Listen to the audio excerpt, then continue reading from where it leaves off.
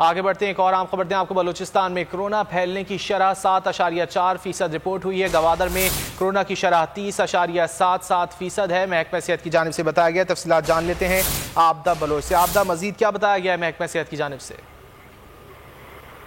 जी बिल्कुल, बलूचिस्तान में अगर कोरोना वायरस फैलने के हवाले से बात की जाए तो बलूचिस्तान में कोरोना वायरस में इजाफे का जो रुझान है वो बरकरार है। गुज़िश्ता रोज भी 109 नए जो केसेस है मिस्बत वो रिपोर्ट हो चुके हैं, जो बलूचिस्तान के 9 अजला से रिपोर्ट हो चुके हैं। ताम सबसे ज्यादा जो कोरोना केसेस इस वक्त रिपोर्ट हुए हैं वो 3 अजला ऐसे है जिनमें सबसे ज्यादा केसेस है। तुर्बत में 39 केसेस, कोयटा में 50, जबकि पंजगुर में 9 केसेस रिपोर्ट हो चुके हैं। अगर बात की जाए कोरोना फैलने की तो इस वक्त कोयटा में कोरोना फैलने की जो शरह है वो 4.37 है, जबकि गवादर में 30.77, जबकि खुजदार में 15.38, 22.81 जो शरह फीसद है वो तुर्बत में जो है रिपोर्ट की गई है।